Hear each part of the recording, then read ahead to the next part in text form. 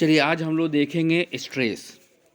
तो स्ट्रेस को अगर बहुत सिंपली हम डिफाइन करें तो हम ये कर सकते हैं कि स्ट्रेस किसी भी स्ट्रेसर के प्रति एक रिएक्शन है। कोई भी स्ट्रेसर जो है उसके प्रति हम एक रिएक्शन दर्शाते हैं जिसमें व्यक्ति जो होता है वो एक्सेसिव प्रेशर या अदर टाइप ऑफ डिमांड से प्रभावित होता है, या कोई डिमांड है या बहुत ज़्यादा प्रेशर है, ठीक है, उससे वो प्रभावित होता है और प्रभावित होकर वो रिएक्शन दर्शाता है। दूसरी जो डिफिनेशन हम दे सकते हैं कि व्यक्ति का जब सिचुएशनल डिमांड उसके कैपेसिटी से ज़्यादा हो जाए तो ये अवस्था स्ट्रेस की कहलाती है। स्ट्रेस को अगर हम स्टैटिकली डिफाइन करें तो एस बराबर P greater than R. S for stress, P for pressure और आर फॉर रिसोर्स। यानी आपका जो प्रेशर है वो ज़्यादा है रिसोर्स से, रिसोर्सेस कम हैं, प्रेशर ज़्यादा है। तो अगर स्टैटिकली हम इसको डिफाइन करना चाहें तो हम एक फॉर्मूला दे सकते हैं कि S equal to P greater than R, या फिर एक और परिभाषा हम दे सकते हैं कि situational demand greater than capacity, कि आपका डिमांड जो है वो आपके कैपेसिटी से ज़्यादा है। तो ये क्लियर है स्ट्रेस कि स्ट्रेस है क्या।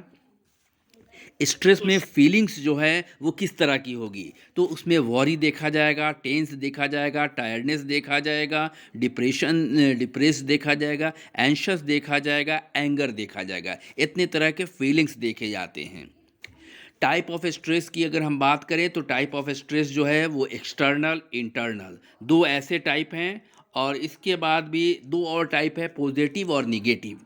तो ये चार टाइप हम कर सकते हैं एक्सटर्नल इंटरनल के क्लासिफिकेशन में, पॉजिटिव और निगेटिव के आधार पर। तो एक्सटर्नल क्या है? एक्सटर्नल में बोलते हैं फिजियोलॉजिकल, फिजिकल इन्वायरमेंट जो एक्सटर्नल होगा, ऑर्गेनाइजेशनल क्लाइमेट है, सोशल इंटरेक्शन है, ये सारे चीज़ें हैं। लाइफ इवेंट स्ट्रेस है, डेली हैजल्स है, ये सारे फिजिकल में आते हैं। तो फिजिकल में अगर बहुत सिंपली हम अगर डिफाइन करें तो क्या होगा? फिजिकल में नॉइस, शोरगुल, ब्राइटनेस, रोशनी बहुत ज़्यादा है जो स्ट्रेस उत्पन्न करता है, हीट, गर्मी, ठीक है। तो ये सारी हैं, गैदरिंग भी हो जाएगा सर। गैदरिंग है, ठीक है, बहुत ज़्यादा भीड़। कन्फाइंड स्पेस है, स्पेस नहीं है, ठीक है, बहुत कॉम्पैक्ट स्पेस है वहाँ पर भी। तो फिजिकल ये हो गया, फिजिकल इन्वायरमेंट उसको कहा गया जिसमें शोरगुल हो, ब्राइटनेस हो, हीट हो, जगह कम हो, ये सारे व्यक्ति में तनाव उत्पन्न करेंगे, ठीक है। सोशल इंटरेक्शन में बताया गया है कि रूडनेस, बिहेवियर कैसा है, रूडनेस है, बॉसीनेस है जिसमें बॉस दिखे, एग्रेसिवनेस है, दूसरे के द्वारा एग्रेशन दिखाया जाए, ये सारी चीज़ें देखेगी सोशल इंटरेक्शन में। ऑर्गेनाइजेशन में है, रूल है, रेगुलेशन है, डेडलाइंस तय कर दिया गया है कि इतने दिन में कम कर देना, काम कम करके देना है। तो ये डेडलाइन जो है ये व्यक्ति में स्ट्रेस को उत्पन्न करता है, ठीक है। इसके बाद लाइफ इवेंट है। लाइफ इवेंट स्ट्रेस में कहा गया है कि डेथ ऑफ स्पाउस है, ठीक है, या डेथ ऑफ कोई लविंग वन है, या बर्थ है, जॉब का लॉस होना है, मैरिटल स्टेटस का चेंज होना है, डाइवोर्स हो गया, ये सारी चीज़ें लाइफ इवेंट्स है। डेली हैजल्स में रखा गया है, मिसप्लेस की चाबी कहीं रख दिया, भूल गए हैं, ठीक है, मैकेनिकल ब्रेकडाउन है, गाड़ी ख़राब हो गई, कुछ इस तरह का काम हो गया, ठीक है। तो इस तरह के डेली हेजाल्स में कुछ रोज़मर्रा की परेशानियों को रखा गया है। तो ये सारे जो हैं एक्सटर्नल टाइप हैं जिसमें फिजिकल हो गया, सोशल हो गया, ऑर्गेनाइजेशनल हो गया, लाइफ इवेंट हो गया और डेली हेजल्स हो गया। इंटरनल में क्या है? लाइफ स्टाइल है। इंटरनल जो है उसमें लाइफ स्टाइल को रखा गया है, बहुत ज़्यादा कैफ़ीन का सेवन है, लैक ऑफ स्लीप है, और ओवरलोड शेड्यूल है, बहुत ज़्यादा काम है आपके पास, आपकी नींद पूरी नहीं हो रही है, कैफ़ीन का बहुत ज़्यादा सेवन है, तो ये लाइफ स्टाइल आपका गड़बड़ है और ये व्यक्ति में स्ट्रेस उत्पन्न करेगा। फिर निगेटिव सेल्फ है, अपने बारे में जो हमारा परसेप्शन है वो कैसा है? निगेटिव है। तो सेल्फ क्रिटिसिज्म, अपने आप की आलोचना हम खुद करने लगते हैं, ठीक है, ओवर एनालिसिस करते हैं, ठीक है, पैसिमिस्ट टाइप हो गए, थिंकिंग जो है हमारी निराशावादी है। तो इस तरह की चीज़ें जो हैं व्यक्ति में स्ट्रेस को जन्म देंगी। फिर आपका माइंड ट्रैप है। माइंड ट्रैप जो है इंटरनल सोर्स बताया गया है जिसमें अनरियल एक्सपेक्टेशन है, उम्मीद भी अनरियल है। ठीक है, हम बहुत उम्मीद कर ले रहे हैं और वो अगर पूरा नहीं होगा, अनरियल है तो पूरा होगा ही नहीं, तो उससे भी हमको तनाव होगा। रिजिड थिंकिंग है, थिंकिंग में रिजिडनेस देखा जा रहा है, तो वहाँ पर भी देखा जाएगा। पर्सनालिटी जो है वो कैसा है, ये पर्सनालिटी थिंकिंग, अच्छा कुछ लिखा है, खुद ही हम नहीं पढ़ पाते हैं, कभी कभी शॉर्ट में लिख देते हैं, थोड़ी देर में देखेंगे टेक्स्ट। चलिए, पर्सनालिटी ट्रेट्स की बात की गई है इंटरनल में, तो किस तरह की पर्सनालिटी वाले को स्ट्रेस होगा? परफेक्शनिस्ट, ठीक है, वर्कोहलिक, इस तरह के जो लोग होंगे उनमें स्ट्रेस देखा जाएगा। तो ये इंटरनल फैक्टर में 4 कॉमन फैक्टर लिया गया है: life style, personality trait, negative self और माइंड ट्रैप। अब हम पॉजिटिव और निगेटिव स्ट्रेस की बात कर लें, तो निगेटिव स्ट्रेस क्या है और पॉजिटिव क्या है। निगेटिव को हम लोग सब लोग जानते हैं कि negative stress equal to distress और positive stress equal to eustress. तो निगेटिव में क्या है, क्या करता है व्यक्ति में इस तरह का कंट्रीब्यूशन देखा जाएगा निगेटिव स्ट्रेस में, कि व्यक्ति में हेडेक होगा, डाइजेस्टिव प्रॉब्लम देखा जाएगा, अल्सर देखा जाएगा, अगर हल्का निगेटिव हिस्सा है तो। अगर एक्सेसिव है तो मेंटल, फिजिकल और स्पिरिचुअल हेल्थ प्रभावित होगा निगेटिव में। पॉजिटिव की जब हम बात करेंगे तो पॉजिटिव क्या करता है, ये इफ़ेक्ट करता है, पॉजिटिवली इफ़ेक्ट करेगा, ठीक है। ये हमारे अंदर मोटिवेशन लाएगा, हमारे कोपिंग जो है उसको बेहतर बनाता है, और sense of urgency and alert, ये व्यक्ति को अलर्ट करता है, ये व्यक्ति में इस बात का समझ लाता है कि हमको कौन सा काम अर्जेंट है, कैसे करना है। तो पॉजिटिव स्ट्रेस भी बहुत ज़रूरी है हमको अपने काम को पूरा करने के लिए। तो पॉजिटिव और निगेटिव 2 तरह के स्ट्रेस हो गए, ठीक है। एक चीज़ और बहुत इम्पॉर्टेंट है कि हर आदमी का जो स्ट्रेसर के प्रति रिएक्शन होता है वो इंडिविजुअली डिफ़र होता है। किसी एक स्ट्रेसर पर एक आदमी ज़्यादा रिएक्ट करेगा, दूसरा हो सकता है कम रिएक्ट करे। तो इंडिविजुअल डिफरेंस देखने की बात आ जाती है कि एक ही स्टिमुलस पर हर आदमी का रिएक्शन अलग अलग होता है। तो different and unique perception and reaction, सबका परसेप्शन अलग होगा, यूनिक होगा, और रिएक्शन यूनिक होगा, ठीक है। इसलिए हर जो आपका स्ट्रेस है या स्ट्रेसर जो है वो किसी व्यक्ति में स्ट्रेस इक्वल उत्पन्न नहीं करता है। स्ट्रेस में रिस्पांस किस तरह के देखे जाएंगे? फाइट एंड फ्लाइट रिस्पांस देखने को मिलेगा। स्ट्रेस रिस्पांस क्या होगा? कंट्रोल होगा। कंट्रोल होगा क्या? किससे? इंडोक्राइन सिस्टम से कंट्रोल होता है स्ट्रेस, ठीक है। एड्रेनालाइन हार्मोन निकलेगा, टेस्टोरोन है, ये 2 हार्मोन ऐसे हैं जो व्यक्ति के स्ट्रेस रिस्पॉन्सेज को कंट्रोल करते हैं।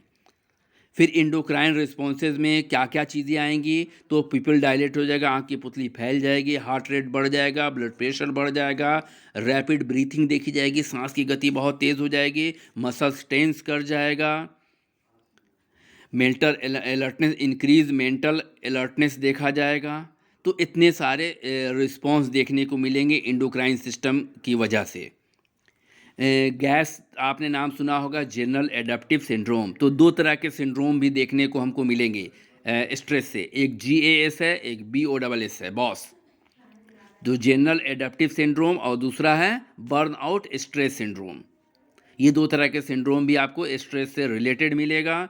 तो GAS को डिफाइन कर लें हम लोग। GAS का 3 स्टेज बताया गया है: alarm response, adaptation, exertion.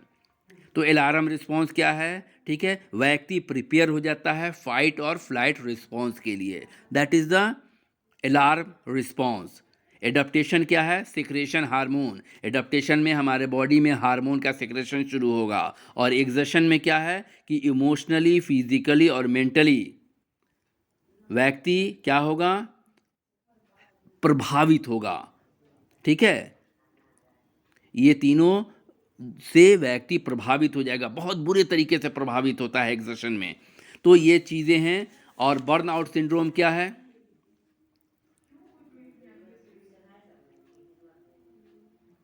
Burnout syndrome में जिसको बोला गया है कि ऑर्गेनाइजेशनल कल्चर में व्यक्ति एक ही काम करते करते उस स्ट्रेस से क्या होता है, बर्नआउट हो जाता है। ठीक है, उस तनाव से उसको झेलना नहीं चाहता है, उस काम को करना नहीं चाहता है, तो वैसा एक मेंटल कंडीशन उत्पन्न हो जाता है। इसको डिटेल में हम लोग बाद में देखेंगे, क्योंकि यह अकेले ही एक सिंड्रोम है। सिम्टम्स क्या क्या होंगे स्ट्रेस के? तो फिजिकल सिम्टम अलग है, मेंटल सिम्टम अलग है, बिहेवियरल सिम्टम अलग है और इमोशनल सिम्टम्स अलग हैं। तो 4 तरह के सिम्टम्स हम बांट दें। फिजिकल में क्या होगा, स्लीप में कमी देखी जाएगी, इंसोम्निया देखा जाएगा या बहुत ज़्यादा स्लीपिंग देखा जाएगा। दोनों कंडीशन हो सकते हैं, या तो बहुत ज़्यादा सोएगा या तो नहीं सोएगा। थकान, फैटिक देखा जाएगा। ठीक है, डाइजेशन में गड़बड़ी देखी जाएगी, लॉस ऑफ सेक्सुअल एक्टिविटी देखी जाएगी, हेडेक देखा जाएगा। ठीक है, स्वेटनेस, पसीना देखा जाएगा और ब्रेथलेसनेस देखा जाएगा। मेंटल में क्या होगा, लैक ऑफ कंसंट्रेशन, कंसंट्रेशन का अभाव हो जाएगा, मेमोरी लैप्स करेगा, कन्फ्यूज़न देखा जाएगा, डिसीजन मेकिंग में प्रॉब्लम आएगा, डिसओरिएंटेशन देखा जाएगा। तो मेंटल सिम्टम्स ये होंगे। बिहेवियर में क्या होगा, एपेटाइट चेंज हो जाएगा। ठीक है, ईटिंग डिसऑर्डर जैसे सिम्टम्स देखने को मिलेंगे, बहुत ज़्यादा खाने लगेगा या खाना छोड़ देगा। अल्कोहल का सेवन देखा जाएगा बिहेवियर में। ठीक है, नेल बाइटिंग, नाखून काटने लगेगा, इस तरह की चीज़ें देखने को मिलेंगी। इमोशनल सिम्टम्स क्या होंगे, डिप्रेशन होगा, इम्पेशेंस होगा, फिट होगा, टीयरफुलनेस होगा। ठीक है, रोने लगेगा आंसू से, इस तरह की चीज़ें देखी जाएंगी।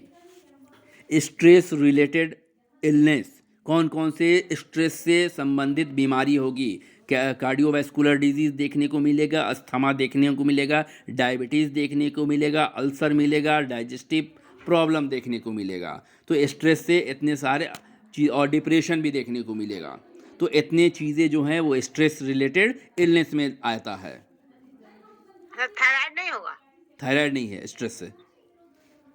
ठीक है, स्ट्रेसर जो है कौन कौन सा है, कौन कौन सा एक्सटर्नल और इंटरनल स्ट्रेसर है। तो एक्सटर्नल जो है स्ट्रेसर वो है आपका डेथ ऑफ स्पाउस या लविंग वन, डाइवोर्स है, इम्प्रिजमेंट है, कैद में चले गए, जेल चले गए वो है, इंजरी है, लॉस ऑफ जॉब है, रिटायरमेंट है, प्रेगनेंसी है, सेक्सुअल प्रॉब्लम है। ये सारे स्ट्रेसर हैं जिस पर व्यक्ति के रिएक्शंस अलग अलग होते हैं। ठीक है, स्ट्रेस मैनेजमेंट को समझ लें। एक तरीका स्ट्रेस मैनेजमेंट का है, वो है ABC। ठीक है, ABC जो है, A for awareness, B for balance, C for control. Awareness, balance और कंट्रोल। अवेयरनेस का मतलब है कि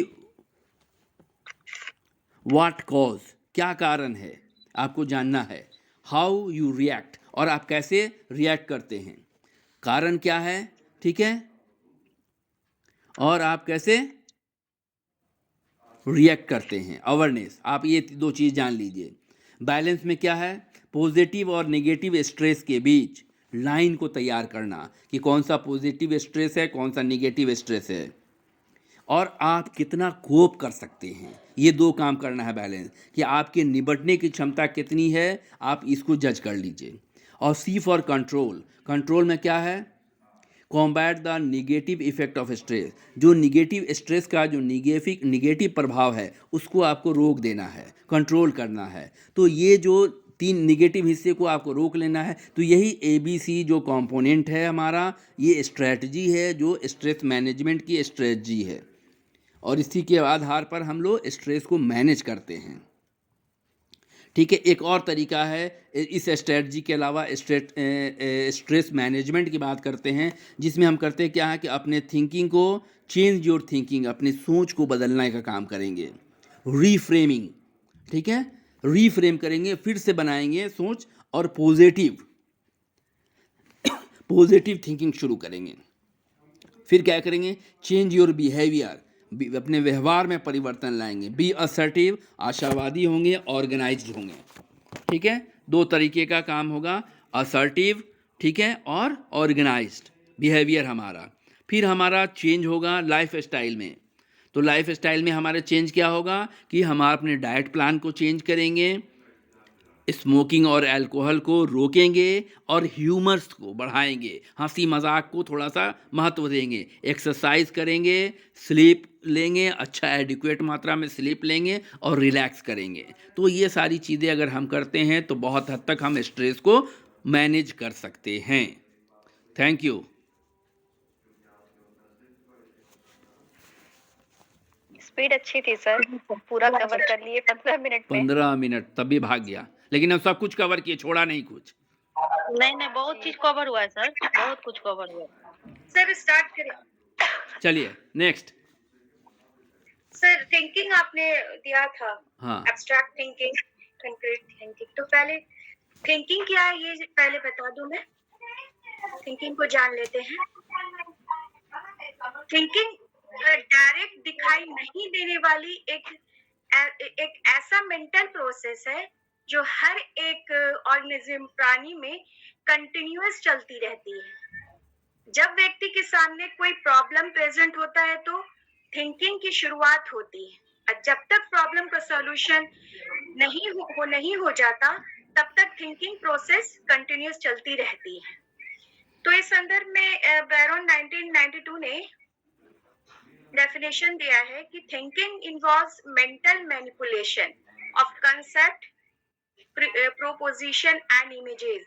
यानी कि थिंकिंग में कंसेप्ट प्रॉब्लम का एक प्रतिज्ञाप्ति वर्ड एक है सर, प्रतिज्ञाप्ति तथा प्रतिमाओं का मानसिक जोड़ तोड़ होता है। यहाँ प्रतिमा इमेज हो गया, हाँ, प्रतिज्ञाप्ति प्रीडिस्पोजिशन, सिंबल, सिंबल और इमेजेस का मैनिपुलेशन। प्रतिज्ञाप्ति प्रीडिस्पोजिशन हुआ। हाँ, मेंटल ये मैनिपुलेशन होता है।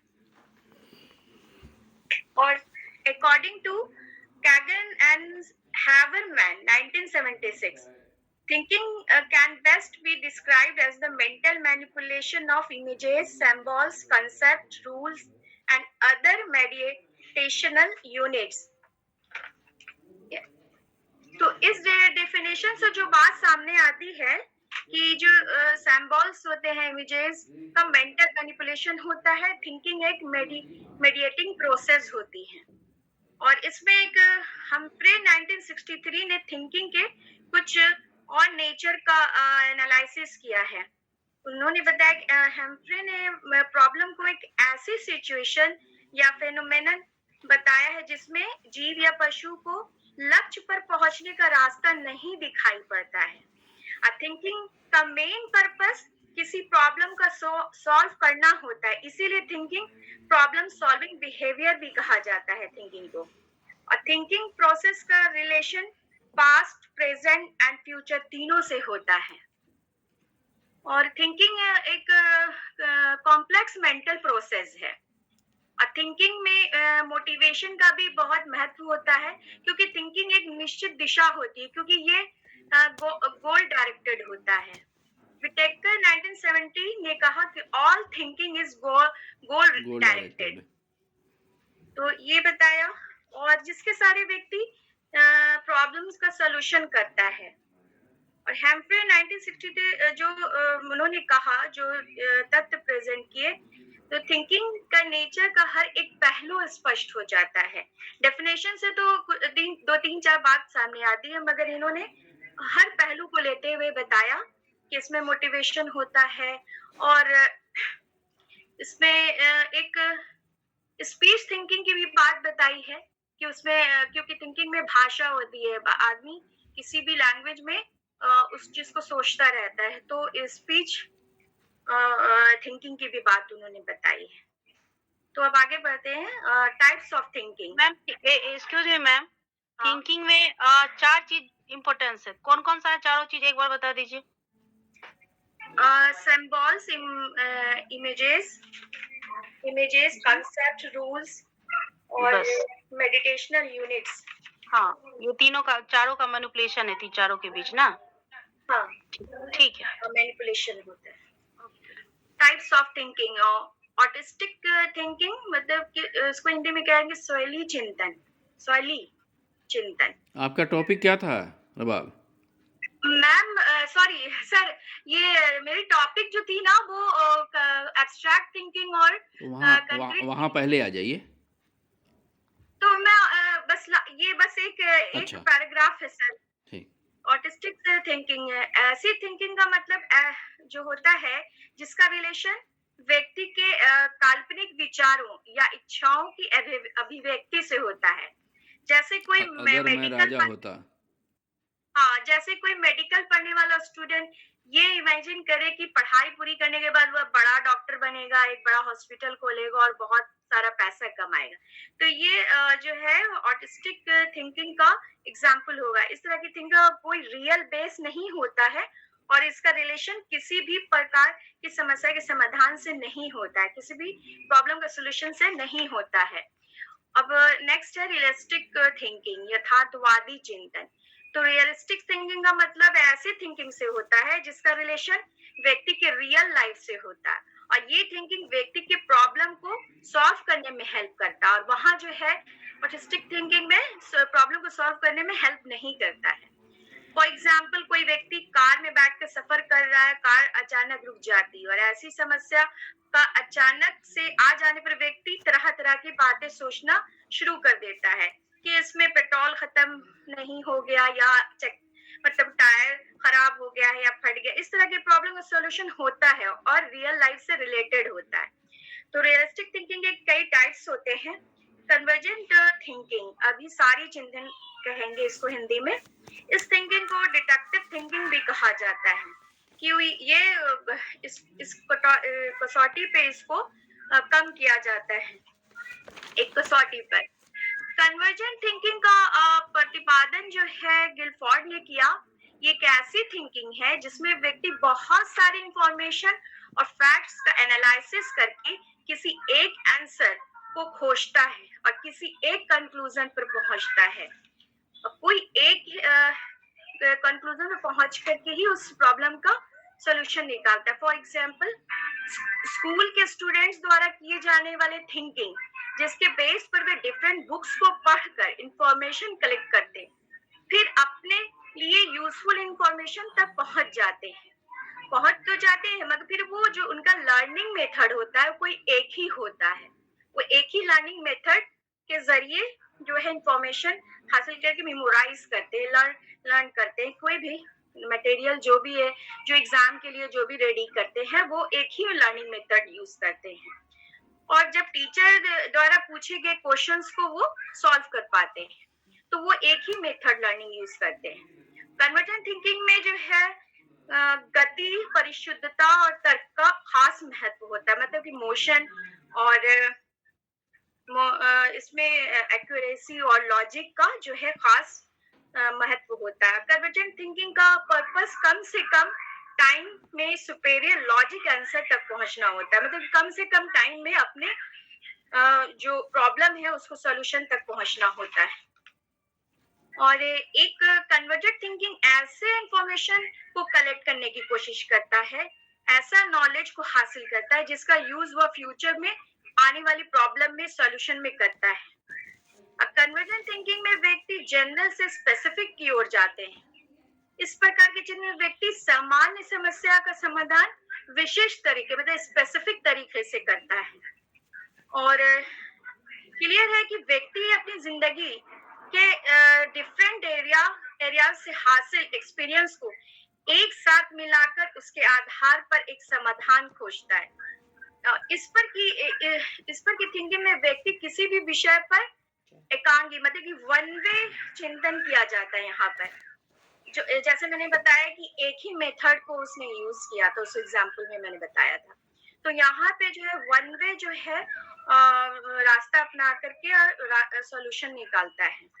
और डाइवर्जेंट थिंकिंग, अब सारी चीजें जैसे हिंदी में कहेंगे, डाइवर्जेंट थिंकिंग का प्रतिपादन भी गिलफोर्ड ने ही किया और डाइवर्जेंट थिंकिंग में किसी भी प्रॉब्लम का सॉल्यूशन करने के लिए डिफरेंट इंफॉर्मेशन और फैक्ट्स कलेक्ट किए जाते हैं। फिर इन इंफॉर्मेशन और फैक्ट्स के आधार पर अलग अलग तरीकों से समस्या का समाधान किया जाता है।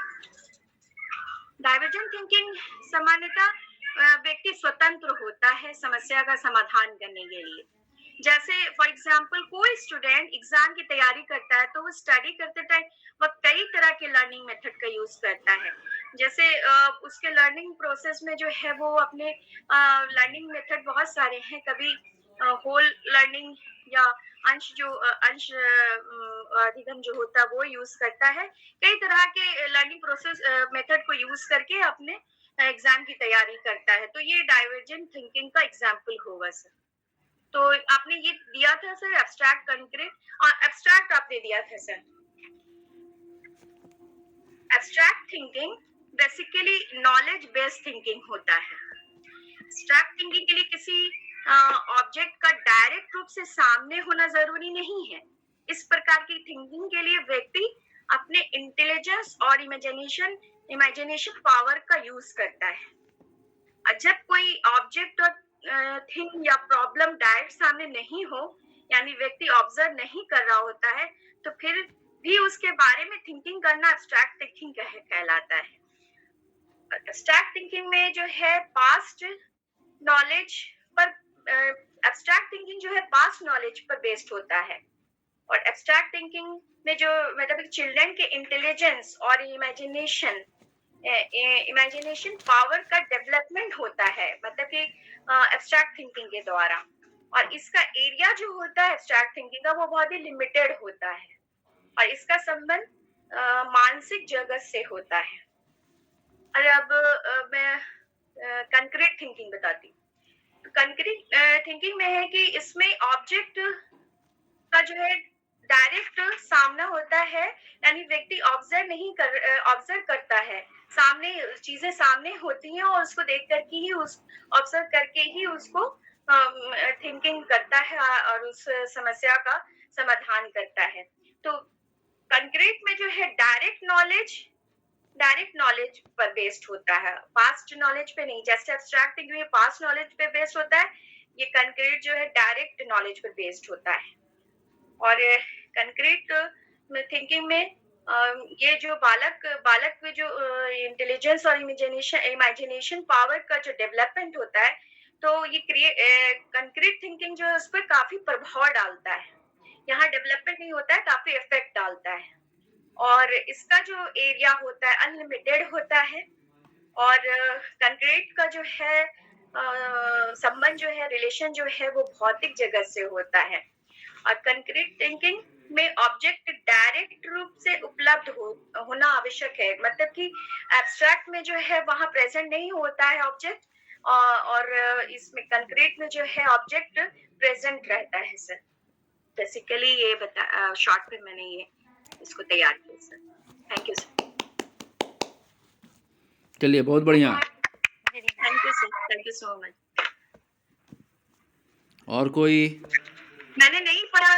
आपका बहुत बहुत शुक्रिया सर कि ये मेरी तैयारी हो गई और अंदर से खुशी भी हो रही है, चीजें समझ में आ गई और बहुत अच्छे से समझाई है बात। एब्स्ट्रैक्ट थिंकिंग और कंक्रीट थिंकिंग को बहुत अच्छा। और ये मैंने सिर्फ बुक से नहीं किया, मैंने अपने से थोड़ा सा सर्च किया थोड़ा, तो इसलिए कि आप बुकिश लैंग्वेज नहीं करनी थी। ठीक है, हाँ। डाइवर्जेंट थिंकिंग को एक तरह से हम लोग क्रिएटिव थिंकिंग के तौर पे भी जानते हैं, ठीक है, जहाँ पर हम मेंटल मैनिपुलेशन करते हैं। और एक चीज़ आपने छोड़ दिया कि डाइवर्जेंट थिंकिंग जो है वो स्पेसिफिक टू जनरल है। आपने कन्वर्जेंट में तो बताया कि जनरल टू स्पेसिफिक है, ठीक है। Thank you so much sir. और ये हमेशा सवाल पूछता है डाइवर्जेंट और कन्वर्जेंट में, एक ऑब्जेक्टिव डाल दिए, ये देगा कि general to specific, specific to general. चलिए बहुत अच्छा है ना। हाँ, शुरू के जो आपके हिस्से थे, जो थिंकिंग की परिभाषा थी वो बुकिश थी बिल्कुल। उसको वो बिल्कुल बहुत ही सिंपली आपको डिफाइन करना था कि थिंकिंग एक ऐसी प्रक्रिया है जो किसी समस्या से शुरू होती है और समाधान पर समाप्त होती है। तो थिंकिंग को हम एक मीडिएटिंग प्रोसेस कह सकते हैं, जिसमें हम मेंटल इमेजिनरी सिंबल्स आदि का मैनिपुलेशन करके प्रॉब्लम का सॉल्यूशन करते हैं। बहुत अपने भाषा में हमेशा कोशिश कीजिए कि अपने भाषा में हम समझा पाएं। ऊपर मैंने अपनी भाषा में दिया, बुक का जो है ना डेफिनेशन मैंने दिया इंग्लिश में। ठीक है सर, ठीक है, इसको मैं हाँ नहीं, इम्प्रेसिव लर्निंग इम्प्रेसिव टीचिंग ऐसे ही होगा। धीरे-धीरे हो जाएगा, ठीक है? जी जी जी अब कौन आएगा? सर मैं आती हूँ सिग्नल डिटेक्शन थ्योरी पे। हाँ, आ जाइए। सिग्नल, कुछ सिग्नल दीजिए हम लोग को पहले। सर फर्स्ट ऑफ ऑल तो थैंक यू, क्योंकि साइकोफिजिक्स मेरा बहुत बढ़िया नहीं था, पर उसकी वजह से थोड़ी पढ़ाई हो गई। आपको हम और भी तो टॉपिक दिया है शायद, सिग्नल डिटेक्शन थ्योरी, हाँ, डीएल और डीएल आरएल। और आरएल। हाँ, जी। साइकोफिजिक्स तो ही सर पकड़ा है आपको। चलिए। हाँ, साइकोफिजिक्स ही है। तो signal detection theory basically TSD कहलाता है, क्या लेकिन गलत? Signal detection TSD, theory of signal detection. अच्छा, ठीक तो है, अगर टीएसडी का कोई फॉर्म सामने आए तो कंफ्यूज नहीं होना है। ठीक है, TSD means theory of signal detection. ठीक है, चलिए। तो अगर हम सिग्नल डिटेक्शन थ्योरी को समझना चाहें, उससे पहले तो हमें डीएल और आरएल को समझना ज्यादा जरूरी होगा, क्योंकि डीएल और आरएल को समझे बगैर हम सिग्नल डिटेक्शन की थ्योरी नहीं समझ पाएंगे। ठीक है, तो पहले मैं डीएल को डिफाइन कर दूं ठीक है। कि डीएल का फुल फॉर्म होता है डिफरेंशियल लिमेन। लाइमेन। लाइमन, हाँ सॉरी, लाइमन। तो बेसिकली ये जस्ट नोटिसिएबल डिफरेंस होता है, एक ऐसा थ्रेशोल्ड जहाँ पे दो अलग अलग साउंड्स का अंतर पता चल पाए। कुछ ऐसे साउंड्स जब हम दो साउंड्स को एक साथ प्रोजेक्ट करते हैं, जैसे मान लो कि ड्रम एंड वायलिन दोनों को एक साथ प्रोजेक्ट करें, अगर इंटेंसिटी ड्रम और वायलिन दोनों की एक साथ आ रही है और इंटेंसिटी वेरी लो है तो हमें पता नहीं चलेगा। थोड़ी इंटेंसिटी बढ़ाएंगे तो कभी डिफरेंस पता चलेगा, कभी नहीं चलेगा। लेकिन अगर थोड़ा और इंटेंसिटी को बढ़ा दें तो ये हमें पता चलने लगेगा कि इस आवाज में दो आवाज है, एक ड्रम की और एक वायलिन की। और इसके बाद और बढ़ेगा तो पता तो चलेगा ही। इसका मतलब ये होता है कि 50% जो होता है वो मिनिमल डिफरेंस होता है, कि 50% प्रयास में हम पहचान नहीं सकते जब इंटेंसिटी लो और वेरी लो होती है, लेकिन 50% प्रयास में ट्रायल में हम पहचान जाते हैं कि इसमें दो आवाज है, जैसे ही इंटेंसिटी बढ़ने लगती है। तो ये सारे ट्रायल्स का जो मीन होता है उसको डीएल कहते हैं। और डीएल का एक फॉर्मूला है जिसमें है इंटरवल बाय अनसर्टेनिटी बाय 2। और ये इंटरवल ऑफ अनसर्टेनिटी जो हम निकालते हैं ये अपर थ्रेशोल्ड और लोअर थ्रेशोल्ड के हिसाब से निकालते हैं। तो इसके फॉर्मूला से बहुत ज्यादा अंतर नहीं है। ये समझ में आ गया हो तो मैं आरएल बताऊं? डीएल में बेसिकली आपका कहना था कि जस्ट नोटिसेबल डिफरेंस, जहाँ पर हम जी। दो स्टिमुलस के बीच में डिफरेंस कर पाएं। कर पाए, अगर ठीक वो है, दोनों स्टिमुलस एक साथ प्रेजेंट हो रहे हो तो। एक साथ अगर प्रेजेंट होते हैं तो ये जो 50% जो मिनिमल डिफरेंस होता है, जिसमें 50% में हम पहचान कर पाते हैं और 50% में हम पहचान नहीं कर पाते हैं। पहचान नहीं कर पाते, इन दोनों के बीच का जो थ्रेशोल्ड होता है हाँ, वही जस्ट नोटिसेबल डिफरेंस थ्रेशोल्ड है। इन दोनों के बीच, है ना? हाँ, क्योंकि 50% तो हम आवाज पहचान नहीं पा रहे इन हैं। दोनों के और बीच एक के क्या हाँ, होगा? और बीच का जो लाइन होता है, जो थ्रेशोल्ड होता है, जहाँ पे हम दोनों के हाँ, बीच अंतर करना जान जाते हैं, हाँ, इंटेंसिटी इतनी ज्यादा बढ़ाई जाती है कि हमें दो डिफरेंट साउंड एक साथ समझ में आता है।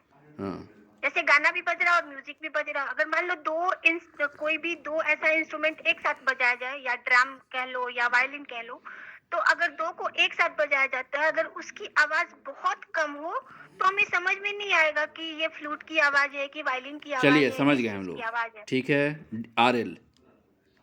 तो आरएल जो है वो एब्सोल्यूट थ्रेशोल्ड कहलाता है। और ये बेसिकली जर्मन वर्ड है। आरएल रिज लाइमेन कहलाता है, रेज लाइमेन। ये मिनिमल स्टिमुलस वैल्यू है जिसमें व्यक्ति रिस्पॉन्स करने में समर्थ हो जाता है। मतलब अगर हम इसको थोड़ा सा इलेबोरेट करें तो आरएल व्यक्ति के सेंस ऑर्गन्स की सेंसिटिविटी से जुड़ा हुआ है। अगर हमारा सेंस ऑर्गन्स जितना ज्यादा सेंसिटिव होगा, यानी उसकी इंटेंसिटी जितनी अच्छी होगी, उतना ही बढ़िया हम थ्रेशोल्ड के लाइन को समझ पाएंगे कि किस चीज का थ्रेशोल्ड कितना है। यानी कि जो हमारा सेंस ऑर्गन्स का सेंसिटिविटी है, अगर वो फ्लक्चुएट करेगा तो हमारे सब्जेक्ट या ऑब्जेक्ट के प्रति जो हमारा इंटेंसिटी है उसका जो थ्रेशोल्ड है वो भी घटेगा बढ़ेगा। क्योंकि हमारा जो सेंसिटिविटी है हमेशा एक समान नहीं होता, हमारा बिहेवियर, हमारा मूड, हमारा थिंकिंग हमेशा चेंज होते रहता है। तो व्यक्ति का जो सेंस ऑर्गन की सेंसिटिविटी है और ऑब्जेक्ट की जो इंटेंसिटी है, उन दोनों के बीच के थ्रेशोल्ड कभी भी आगे पीछे होते रहते हैं। ये थ्रेशोल्ड हमारी सेंसिटिविटी की इंटेंसिटी और सब्जेक्ट जो हमारे सामने प्रोजेक्ट हो रहा है उसकी इंटेंसिटी दोनों पे डिपेंड करता है। आरएल इसको जानने के लिए जब ये किया गया, एक्सपेरिमेंट्स किए गए, तो जैसे मान लीजिए कि किसी सब्जेक्ट के लिए साउंड के इंटेंसिटी का आरएल निकालना हो, तो साउंड के डिफरेंट इंटेंसिटी को प्रोजेक्ट किया जाएगा और पूछा जाएगा कि सुनाई दिया या नहीं सुनाई दिया। मान लो अगर वेरी लो इंटेंसिटी है, एक ही आवाज आ रही है पर बहुत स्लो है, पर वो पता नहीं चल रहा है कि ये किस चीज की आवाज है। दूसरी बार थोड़ा और बढ़ाया गया तो फिर से उसने कभी ठीक से नहीं सुना कि ये क्या चीज की आवाज थी, ड्रम की आवाज थी कि ढोलक की आवाज थी। वो कंफ्यूज हो जाता है कि अभी नहीं समझ में आ रहा है। थोड़ा और अगर इंटेंसिटी बढ़ा दिया गया तो उसे सुनाई दे जाता है, लेकिन तब जब वो उस चीज पे अटेंशन देता है, अगर उसका मूड उस ऑब्जेक्ट के प्रति अटेंशन के रूप में है और वो बड़े ध्यान से सुन रहा है तो उसका थ्रेशोल्ड वहीं पे आ जाएगा। लेकिन अगर उसकी इंटेंसिटी अच्छी है, आवाज की भी इंटेंसिटी अच्छी है, लेकिन अगर उसका अटेंशन बहुत अच्छा नहीं है, मोटिवेशन बहुत अच्छा नहीं है, तो थ्रेशोल्ड हो सकता है कि थोड़ा और आगे बढ़ जाए। इन तीनों जितने भी उसने ट्रायल किए जहां पे उसका थ्रेशोल्ड आता है कि इस थ्रेशोल्ड के पास उसे आवाज स्पष्ट सुनाई दे गई, उस थ्रेशोल्ड तक का जितना भी ट्रायल है, इसी का जो मीन निकालते हैं इसको आरएल बोलते हैं। यानी आरएल इक्वल टू हो जाएगा मीन ऑफ असेंडिंग सीरीज, मतलब जहाँ पे तीव्रता बढ़ाई जा रही है, plus mean of descending series जहाँ पे आवाज घटाई जा रही है, by 2। Mean of ascending, mean of ascending series हाँ, plus mean of descending series by 2। मतलब अगर सिंपल भाषा में हम अगर इसको समझें तो आरएल एक ऐसा थ्रेशोल्ड है जिसे मिनिमल स्टिमुलस वैल्यू कह सकते हैं, कि हम स्टिमुलस के प्रति कितना इंटेंसिटी ज्यादा है या कम है, और उस ज्यादा या कम में हम कहाँ पे उस ऑब्जेक्ट को अच्छे से पहचान जाते हैं स्पष्ट रूप से। मतलब कहने का मतलब कि ये वो सीमा है जहाँ पर किसी स्टिमुलस को हम आइडेंटिफाई कर पाते हैं। थ्रेशोल्ड सीमा ही होता है सर। बस हाँ। ये वो सीमा है जहाँ पर हम किसी स्टिमुलस को आइडेंटिफाई कर पा रहे हैं। हाँ, आइडेंटिफाई कर सकते हैं, लेकिन ये हमारे अटेंशन पर भी डिपेंड करता है, मोटिवेशन पर भी डिपेंड करता हाँ, है। ठीक है। अब अगर हम डीएल और आरएल को समझ गए तो हमें सिग्नल डिटेक्शन समझना बहुत ही आसान हो जाएगा। जैसा कि आप जानते हैं कि साइकोफिजिक्स की शुरुआत सेकनर ने की थी और उनकी एक बुक आई थी एलिमेंट ऑफ साइकोफिजिक्स 1860 में, एलिमेंटेड जिसमें साइकोफिजिक्स, जी एलिमेंट्स ऑफ साइकोफिजिक्स 1860 में आया था, और इसमें उन्होंने बेसिकली थ्रेशोल्ड पर ही बहुत ज्यादा काम किया था कि डिफरेंट जो सब्जेक्ट्स होते हैं या डिफरेंट ऑब्जेक्ट्स होते हैं उनकी इंटेंसिटी के आधार पर थ्रेशोल्ड्स क्या होंगे, किसका थ्रेशोल्ड कितना होगा ये निकाला जा सकता है कि मेरा जो पर्सनालिटी है, मेरी जो सेंस ऑर्गन्स की सेंसिटिविटी है, वो किस ऑब्जेक्ट के प्रति उसका थ्रेशोल्ड कहाँ पे है। तो हर पर्टिकुलर आदमी का ये निकाला जा सकता है कि डीएल कितना है और आरएल कितना है। तो ग्रीन एंड स्वेट्स एक साइकोलॉजिस्ट थे जिन्होंने बहुत ही आसान सी भाषा में टीएसडी के बारे में कहा कि एब्सोल्यूट थ्रेशोल्ड यानी कि आरएल को एब्सोल्यूट थ्रेशोल्ड भी कहते हैं। तो एब्सोल्यूट थ्रेशोल्ड का अध्ययन करने के लिए क्लासिकल साइकोफिजिक्स का ये एक अल्टरनेटिव है, लेकिन ये एब्सोल्यूट थ्रेशोल्ड को डिटरमाइन नहीं करता, ये सिर्फ बताता है कि थ्रेशोल्ड का स्टडी कैसे किया जाता है। यानी सिग्नल डिटेक्शन थ्योरी से सिर्फ हम ये समझ सकते हैं कि अगर कोई, जैसे सेंट्रॉक ने भी इसे बहुत अच्छे से समझाया था कि अगर सिर्फ ये सिद्धांत सिर्फ ये बतलाता है कि सेंसरी स्टिमुलस के प्रति जो सेंसिटिविटी होती है या जो हम महसूस करते हैं, वो ऑब्जर्वर के सेंसरी कैपेसिटी और स्टिमुलस के फिजिकल इंटेंसिटी के अलावा और भी फैक्टर्स हैं जो इसमें शामिल होते हैं। जैसे कि हमने अभी पहले बताया था कि थकान हो सकता है, एक्सपेक्टेंसी हो सकता है, या अर्जेंसी ऑफ मूवमेंट हो सकता है। परिस्थिति की अति आवश्यकता से भी हमारा जो थ्रेशोल्ड है वो चेंज होता रहता है। तो जरूरी नहीं है कि हमारा सेंस ऑर्गन्स मान लीजिए कि बहुत ही ज्यादा सेंसिटिव है और हम बहुत लो साउंड भी सुन पाते हैं, या फिर हो सकता है कि ऑब्जेक्ट का अगर कोई इंटेंसिटी हमें दिखाया जाए, मान लो बहुत लो लाइट भी दिखाया जाए, तो हम ये आइडेंटिफाई कर लेते हैं कि हाँ वो ट्रैफिक का लाइट है या फिर ये बल्ब का लाइट है या फिर एलईडी का लाइट है, ये आइडेंटिफाई कर लेते हैं। लेकिन इसमें ये सारी चीजें शामिल होती हैं कि हम थके हुए ना हो, हमारी एक्सपेक्टेंसी किसी और चीज की ना हो, या उस समय जो परिस्थिति मेरे साथ है वो कोई ऐसी दूसरी अति आवश्यकता के तरफ ना हो। तो सिग्नल डिटेक्शन थ्योरी को एक लाइन में परिभाषित कर दें कि यह सेंसोरी स्टिमुलस के प्रति क्या बताता है। सेंसिटिविटी, सेंसिटिविटी ये बताता है ना, जो किस हाँ पर डिपेंड करेगा? सेंसिटिविटी बताता है, जिसमें ऑब्जेक्ट। दो चीजों के अलावा और हाँ दो चीजें होती हैं जिसमें ऑब्जर्वर का सेंसरी कैपेसिटी है, एक मिनट, सेंस ऑर्गन की सेंसरी कैपेसिटी, ठीक है, ऑब्जर्वर का सेंसरी कैपेसिटी, हाँ, और स्टिमुलस का फिजिकल इंटेंसिटी, हाँ ये इम्पोर्टेंट है, स्टिमुलस का फिजिकल इंटेंसिटी, इंटेंसिटी। हाँ जिसे भौतिक तीव्रता भी कहते हाँ हैं। ठीक है। हर पदार्थ में एक उसका अपना एक खास गुण होता है। तो फिजिकल ऑब्जर्वर का सेंसरी कैपेसिटी और स्टिमुलस का फिजिकल इंटेंसिटी हाँ, क्या? ये हमारे थ्रेशोल्ड को बताएगा कि हर इंसान का थ्रेशोल्ड कितना होता है। सेंसरी स्टिमुलस के प्रति जो सेंसिटिविटी होती है, जो हम महसूस करते हैं, वो ऑब्जर्वर के सेंसरी कैपेसिटी और स्टिमुलस के फिजिकल इंटेंसिटी पर डिपेंड करता है। ठीक है। लेकिन इसके अलावा और फैक्टर्स हैं जो इसे प्रभावित करते हैं, जैसे कि थकान, एक्सपेक्टेंसी, मोटिवेशन हमारा, या हमारा उस वक्त का मूड कैसा है, या हमारा सिचुएशन उस टाइम का कैसा है। इसमें दो तीन चीजें होती हैं। तो ये जो अन्य फैक्टर हैं, इसके भी दो काइंड्स होते हैं। पहला ये होता है, जैसे हमने आपको कहा कि इसमें दो चीजें बहुत इंपॉर्टेंट हैं, कि ऑब्जर्वर का सेंसरी फैक्टर, मतलब जो सेंसिटिविटी होती है या सेंसरी कैपेसिटी होती है जो ऑब्जर्व कर रहा है व्यक्ति की। जैसे मान लीजिए जो सिग्नल से रिलेटेड हमारे सेंस ऑर्गन, जैसे अगर कान में कोई आवाज आती है तो ये हमारे कान के सेंसरी कैपेसिटी पे डिपेंड करती है। अगर हमारा कान का सेंसरी कैपेसिटी बहुत अच्छा है तो परसेप्शन बहुत स्पष्ट होगा। अगर हमारे कान की सेंसरी कैपेसिटी कम है तो बहुत अच्छी आवाज भी हमें बहुत अच्छे से सुनाई नहीं देगी। ठीक है, थैंक यू। और कुछ बताना है इसमें? हाँ सर, दो चीजें और हैं कि सिग्नल के प्रति हमारा डिटेक्शन इस चीज पे भी डिपेंड करेगा जिसमें हमारा motivation, attraction, noise, non sensory factors भी होंगे। सेंसरी और नॉन सेंसरी दोनों फैक्टर काम करते हैं इसमें।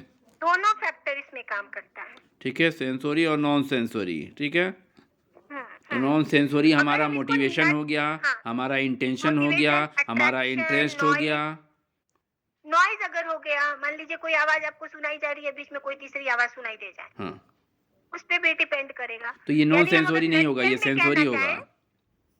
हाँ, ये नॉन सेंसरी होगा जिसमें मोटिवेशन है, अट्रैक्शन है, नॉइज है, ये सब नॉन सेंसरी। नॉइज को कहाँ रखेंगे हम?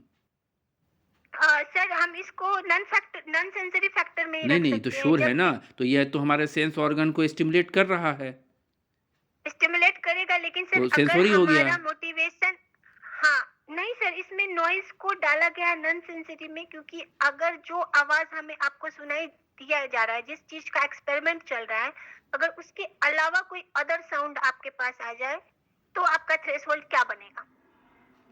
अच्छा, चाहिए कि थ्रेशोल्ड हो सकता है आगे बढ़ जाए, वही फ्लक्चुएट करता है। चलिए ठीक है। और सर नट सेल में हम इसको एक लाइन में ये कह सकते हैं कि थ्योरी ऑफ सिग्नल डिटेक्शन से हमें ये पता चलता है कि जब सब्जेक्ट किसी सिग्नल के डिटेक्शन से रिलेटेड कोई डिसीजन लेता है तो ये कितना सेंसरी फैक्टर और कितना नॉन सेंसरी फैक्टर से प्रभावित होता है। ठीक है, वेरी गुड। ये सबसे आखिरी में कंक्लूड बहुत अच्छा किया, बहुत अच्छे से समझाया मैम। एक्सक्यूज मी मैम, इसमें सर चार चीजें हैं। हेलो, हाँ वो करेक्ट रिजेक्शन, हाँ फॉल्स एरर, संबंधित जब एक्सपेरिमेंट किया गया था, तो जब सब्जेक्ट को कोई सिग्नल दिखाया जाता है और कभी नहीं दिखाया जाता है, ये एक्सपेरिमेंट किया गया था कि कोई सिग्नल उन्हें कभी दिखाया जा रहा है और कभी नहीं दिखाया जा रहा है, तो इसमें देखा गया कि सब्जेक्ट के 4 रिस्पॉन्सेस होते हैं। हिट रिस्पॉन्स, जब सिग्नल दिखाया गया और सब्जेक्ट उसे डिटेक्ट कर लिया। दूसरा हिट है miss miss response. Correct rejection हाँ, और हिट फॉल्स मिस, अलार्म, यही ना है? फॉल्स अलार्म और करेक्ट रिजेक्शन। वेरी हाँ, गुड, याद है हमको भी। चलिए। तो मिस रिस्पॉन्स में है कि सिग्नल दिखाया गया पर डिटेक्ट नहीं कर पाया, चूक गया, मिस हो गया। तीसरा है फॉल्स अलार्म, सिग्नल नहीं दिखाया गया लेकिन सब्जेक्ट को ऐसा महसूस हुआ कि सिग्नल प्रेजेंट था। और चौथा है करेक्ट रिजेक्शन, जिसमें सिग्नल नहीं था और सब्जेक्ट ने भी यही कहा कि सिग्नल नहीं था। देखिए, हिट में स्टिमुलस को उसने परसीव किया, सिग्नल की पहचान कर ली, सिग्नल दिया गया, सिग्नल की पहचान की गई। मिस ये हुआ कि सिग्नल दिया गया और वो उसको पहचान नहीं पाया। फॉल्स नहीं अलार्म पाया। ये है कि सिग्नल नहीं दिया गया और उसको ऐसा लगा कि सिग्नल है और उसने, है। ठीक है। और करेक्ट रिजेक्शन में सिग्नल दिया नहीं गया और उसने बताया कि सिग्नल नहीं है। ठीक है।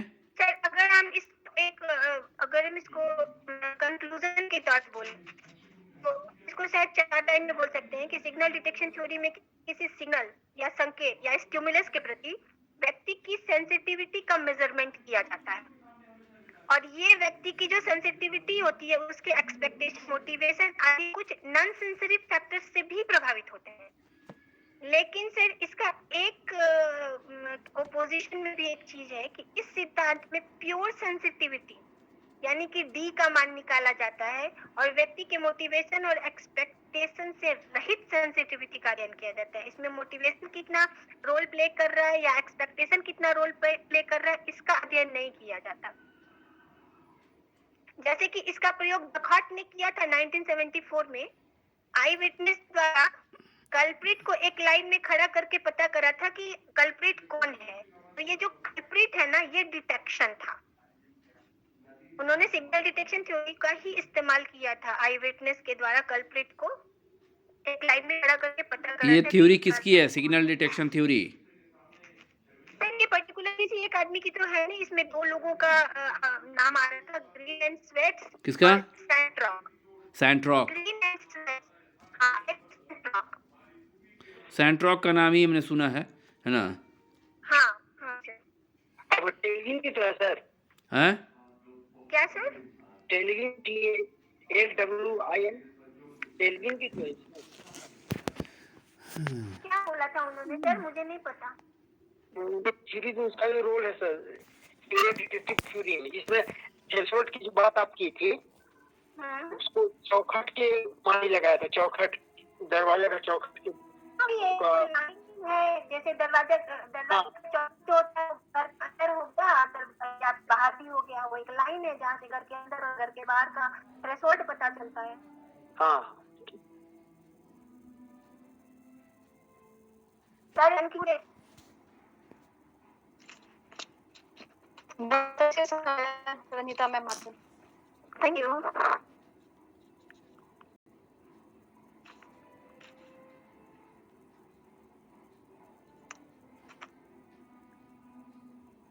थोड़ा फीडबैक दे दीजिए, पता नहीं मैंने कैसा बताया। हाँ, 1 मिनट, असल में मेरा नेट लगता है ख़त्म हो गया। 1 मिनट ज़रा सा, हाँ, रुकिए, इसीलिए आवाज़ कट रही है। 1 मिनट रुक जाइए।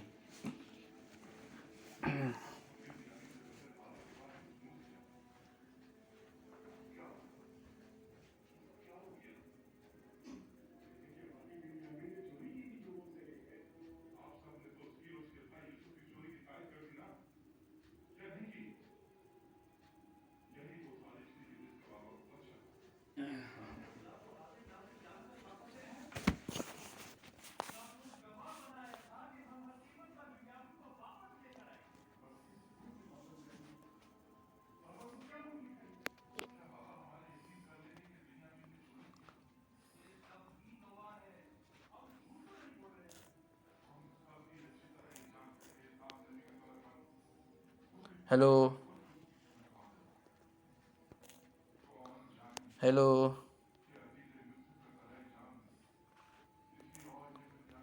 हेलो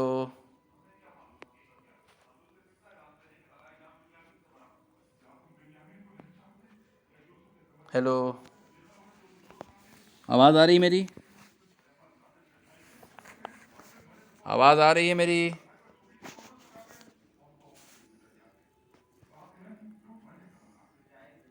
आवाज़ आ रही है? Hello, hello,